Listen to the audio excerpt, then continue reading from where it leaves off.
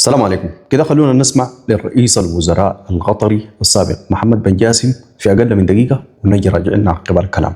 الجيش السوداني الآن هو اللي يجب يكون له من المتسبب الحين في أحداث السودان؟ في العالم العربي من المتسبب؟ حتى لو في كم متسبب أنا حط المسؤولية على الأدوات التي استخدمت.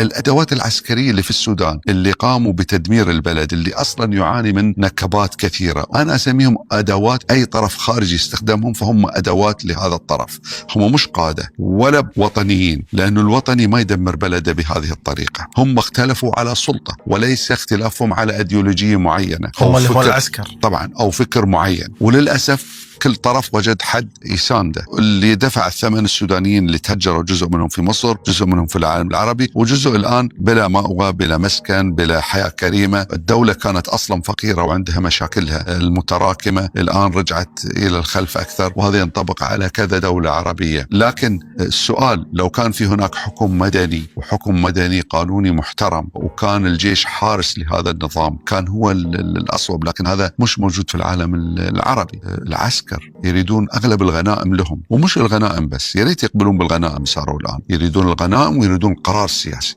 في أقل من دقيقة يختصر لك مشكلة الدولة السودانية، وقال لك ما في عميل بيجيك بينفذ أي أجندة ما لم يجد المتعاون من داخل الدولة السودانية. وما هو أكبر متعاون بينفذ أجندة المخابرات الخارجية والدول؟ هو منه؟ أقوى جهة في السودان أو أقوى مؤسسة في السودان اللي هي بتتبع كل المؤسسات الأخرى لتخضع لأمرها، هو من؟ هو الجيش السوداني. شوف يا أخواننا، أي زول أو أي جهة حكمت السودان على مر التاريخ، الحقبة سابقا منذ الاستقلال، كلها جات عبر الجيش السوداني.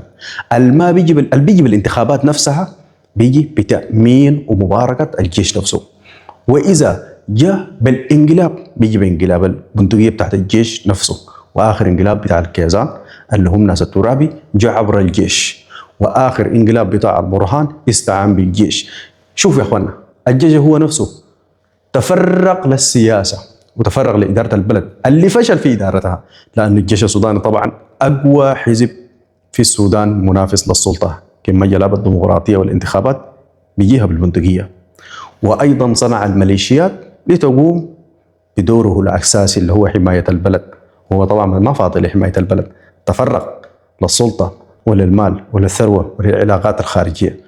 فلذلك البلد اسمها السودان دي ما بتتقدم إلا لما تحصل حاجة واحدة: كل زول يقوم بواجبه الأساسي حسب تخصصه. المهندس مهندس، والدكتور دكتور، والسياسي سياسي، والرياضي رياضي.